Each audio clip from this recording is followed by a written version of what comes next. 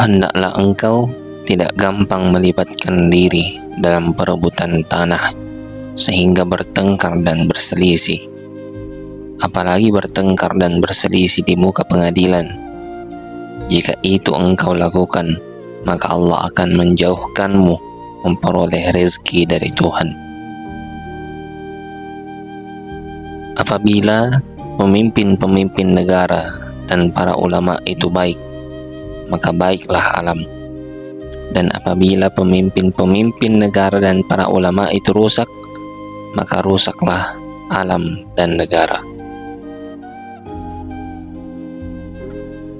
Aku sangat yakin, seyakin-yakinnya, bahwa memperbaiki urusan yang terlanjur salah dan disalahgunakan atau diselewengkan adalah merupakan kewajiban setiap manusia, terutama kewajiban umat Islam.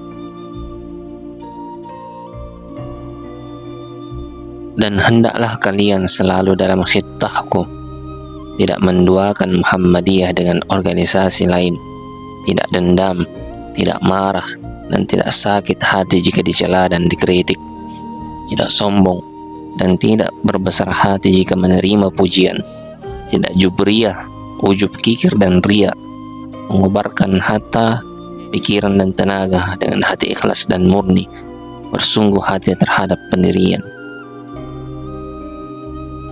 Orang Islam semestinya dapat menggunakan alat-alat yang terkecil untuk melaksanakan tugas-tugas yang besar.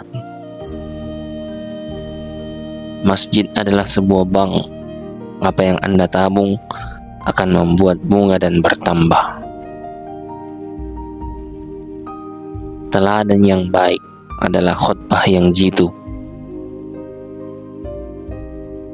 Seorang ulama bisa menjadi teladan apabila ia sendiri menjadikan Allah teladan baginya.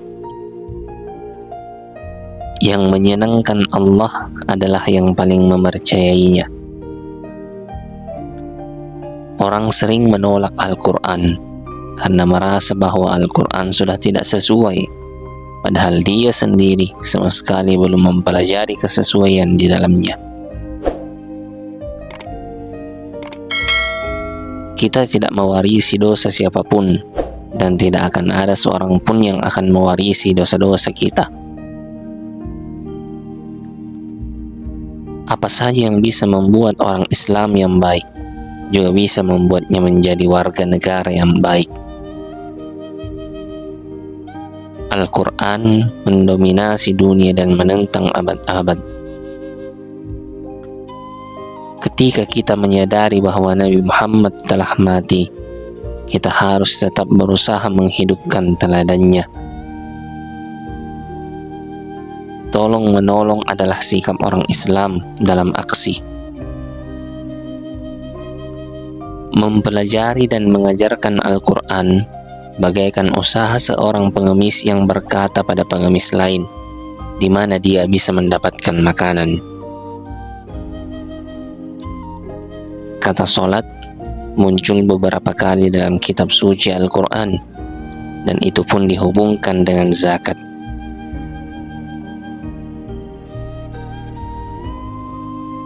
Untuk menerima pengampunan Allah, kita harus percaya akan ajaran Al-Quran, lalu melaksanakannya. Kasih sayang dan toleransi adalah kartu identitas orang Islam. Keislaman bukan hanya Allah ada di dalam jiwamu, tetapi kehidupan Islam menjadi nyata melalui perilakumu.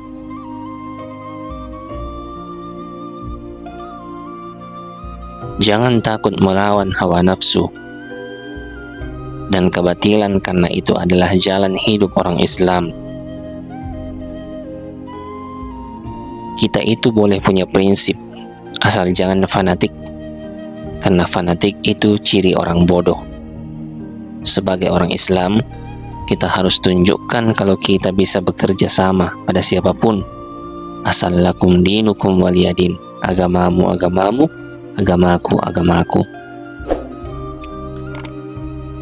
Orang Islam sejati adalah yang tetap berdiri pada tempat yang benar, meski dunia dalam keadaan yang kacau. Warisan terbesar seorang ayah adalah dapat membuat keluarganya sebagai teladan. Berusahalah menjadi orang Islam yang berani menunjukkan identitas yang sebenarnya, bukan malah ingin menyembunyikan. Kebenaran suatu hal tidak ditentukan oleh berapa banyaknya orang yang mempercayainya. Jangan suka menempatkan seorang pada posisinya, tapi tempatkanlah diri saudara terlebih dahulu pada posisi yang benar. Janganlah hal-hal sepele menyebabkan kalian bercerai-berai, bertengkar, dan bermusuhan. Tatkala umurku habis tanpa karya dan pengetahuan, lantas apa makna umurku ini? Sesungguhnya perpecahan, pertikaian, saling menghina dan fanatik mazhab adalah musibah yang nyata dan kerugian yang besar. Hendaknya memiliki niat yang baik dalam mencari ilmu, yaitu dengan bermaksud mendapat ridha Allah, mengamalkan ilmu, menghidupkan syariah Islam, menerangi hati dan mengindahkannya, dan mendekatkan diri pada Allah. Jangan sampai berniat hanya ingin mendapatkan kepentingan duniawi, seperti mendapatkan kepemimpinan, pangkat dan harta, atau menyombongkan diri di hadapan orang, atau bahkan agar orang lain hormat kepada kita. Meninggalkan pergaulan karena hal itu merupakan hal terpenting yang seyogyanya dilakukan pencari ilmu, terutama pergaulan dengan lain jenis, dan ketika pergaulan lebih banyak main-mainnya dan tidak mendewasakan pikiran. Bersikap wara, menjauhi perkara yang syubhat atau tidak jelas halal haramnya, dan berhati-hati dalam segala hal. Makan dan minum sedikit, kenyang hanya akan mencegah ibadah dan bikin badan berat untuk belajar. Pandai membagi waktu dan memanfaatkan sisa umur yang paling berharga itu. Menerima sandang pangan apa adanya, sebab kesabaran akan keserba kekurangan hidup akan mendatangkan ilmu yang luas, kefokusan hati dari angan-angan yang bermacam-macam, dan hikmah-hikmah yang terpancar dari sumbernya. Seorang santri hendaknya membersihkan hatinya dari segala hal yang dapat mengotorinya, seperti dendam, dengki, keyakinan yang sesat, dan perangai yang buruk. Hendaknya segera mempergunakan masa muda dan umurnya untuk memperoleh ilmu, tanpa terpedaya oleh rayuan menunda-nunda dan berangan-angan panjang, sebab setiap detik yang terlewatkan dari umur tidak akan tergantikan. Mengagungkan atau menghormati masjid hukumnya wajib, sedangkan meremehkan atau menghinanya adalah haram. Tak ada satupun di dunia ini yang kekal, maka ukirlah cerita indah sebagai kenangan, karena dunia memang sebuah cerita. Jangan jadikan perbedaan pendapat sebagai sebab perpecahan dan permusuhan, karena yang demikian itu merupakan kejahatan besar yang bisa meruntuhkan bangunan masyarakat dan menutup pintu kebaikan di penjuru mana saja. Dakwah dengan cara memusuhi ibarat orang membangun kota tetapi merobohkan istananya. Bahwasanya Al-Quran dan Al-Hadis adalah pedoman dan rujukan bagi muslimin. Hal itu benar adanya, namun memahami Al-Quran dan Al-Hadis tanpa mempertimbangkan pendapat para ulama adalah sulit atau bahkan tidak bisa.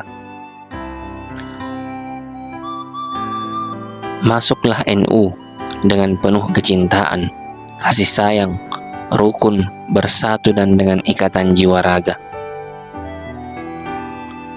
Barang siapa yang mau mengurus NU, akan aku anggap sebagai santriku. Siapa yang menjadi santriku, akan kudoakan husnul khotimah beserta anak cucunya.